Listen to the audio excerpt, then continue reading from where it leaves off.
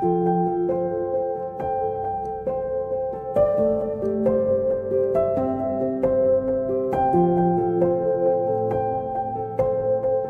everyone, Bible Nerd here. Today is Monday of Holy Week, or day 2, where Jesus enters the temple and causes an incredible stir.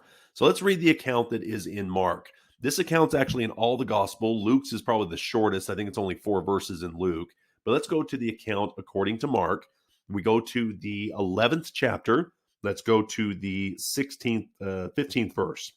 And it reads, "So they came to Jerusalem. Then Jesus went into the temple and began to drive out those who bought and sold in the temple, and overturn the tables of the money changers and the seats of those who sold doves." So here's an interesting part right here. This is about the only time you really see any kind of righteous anger, if you will, or something where he's going through there and not just telling everybody they should stop. He's literally overturning the tables. Now think of it in your mind. If you've got these denaries and you've got these coins of Roman origin, these pagan coins, just the way they did commerce, and you're bringing it in, they had to exchange those things for these effects, for these animals, for sacrifice, or things that they needed to fulfill the Mosaic laws. So the laws of Moses required certain grain offerings or animal sacrifices as part of repenting and a part of atonement and just part of their system. Now, all of a sudden, you've got these money changers that have probably weights and scales and things to be able to figure out what they're going to trade that dove for. So if you overturn that table, you've disrupted the scales, the money that's there all gets mixed up. And I mean, it would cause such an amazing stir that it would just stop the commerce in that particular area. And you got to think, it's interesting how doves are mentioned. So I read some things on the commentary on there, is that would be a much bigger supply and demand issue with that type of need. So as they ran out of doves, the cost of those doves would go up, and there'd be some people that just couldn't afford it. So if you didn't have the money to be able to buy these things or grow, have a farm where you could have these certain animals, you're going to run into times where you're really at the mercy of commerce while you're trying to perform these rituals. And you can tell this angers God to the point where he overturns tables. He's upset. He's trying to make a statement here that is very loud, that's really going after the system that's supposed to be a place of worship and not a place of commerce. So let's see what he says here going on. So we go to chapter 11 again, verse 16. And he would not allow anyone who carried wares into the temple. Then he taught, saying to them, "Is it not written, my house shall be called a house of prayer for all nations, but you've made it a den of thieves." This is a direct reference to Jeremiah, who also had an encounter at the temple to try to get rid of some of these practices. What I find interesting here too is a prayer for all nations. So when you look at the layout of the tabernacle, you'd have this outside courtroom before you go into the temple gates. And so this area was supposed to be a place where all nations could come. All people could praise, all people could worship. As you got closer and closer to the holier parts of the temple, into the Holy of Holies, that's where there'd be more restrictions on who could enter those spaces. In fact, the most holy part of the temple would only be entered once a year and only by the high priest.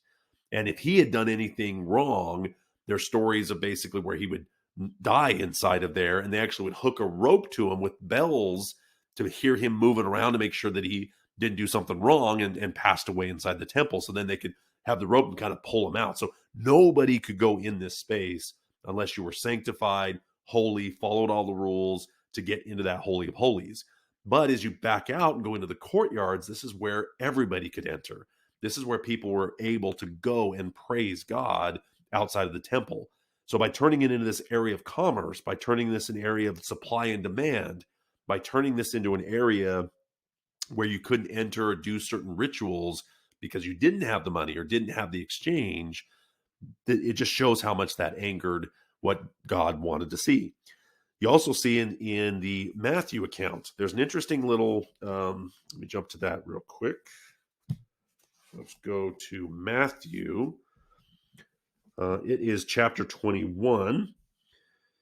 Right here, there's an interesting add-on to the story. So if you go to verse 14, it said, "Then the blind and the lame came to him in the temple, and he healed them."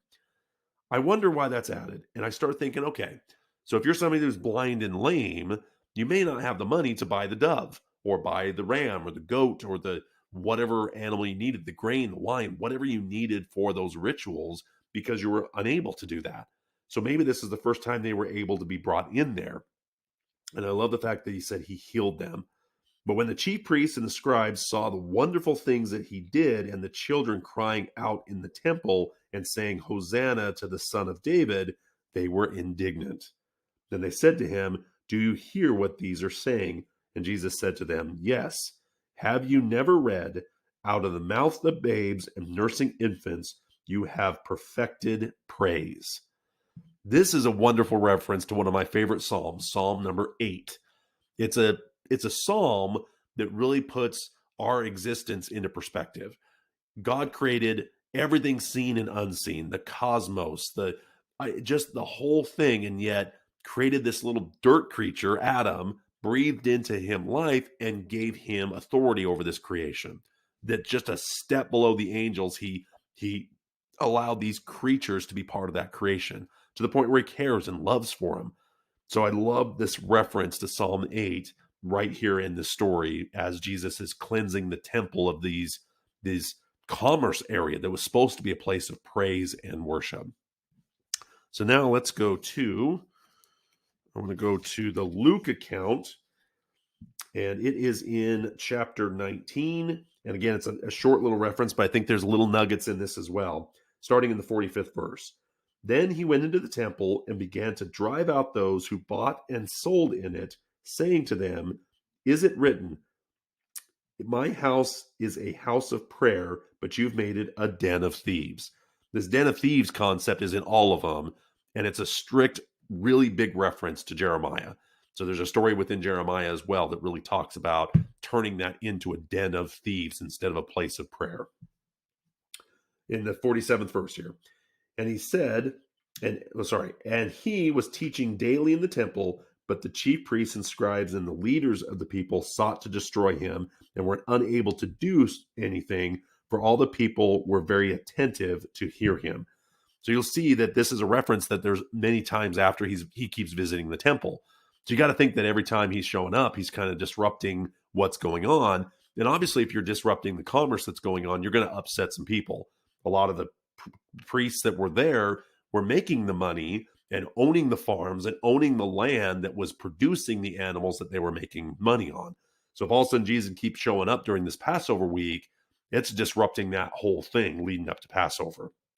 So you can definitely feel that the priests and the people that were kind of in charge of the courtyard there were probably whispering to the higher priests and say, we got to get rid of this guy. He is completely disrupting everything we're trying to do here, not realizing that what they were doing was wrong. So I think this is a wonderful account of what happens that also just turns up the emphasis to get rid of Jesus, to kill him even more. Now he's really disrupting and hitting home and being right in their faces, and now starting to affect their pocketbooks on top of the blasphemies that he's being accused of, breaking the Sabbath that he's been accused of, that may be a little more on the fringe of what people will say that's worthy of putting him to death or killing him for the blaspheming he's doing.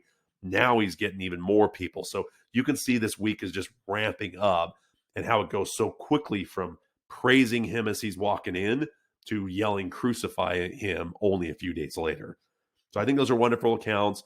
I hope you're enjoying these videos so far. Tomorrow, we're going to dive into some of the best parables that Jesus talks about on this next day. So I hope you're enjoying Holy Week.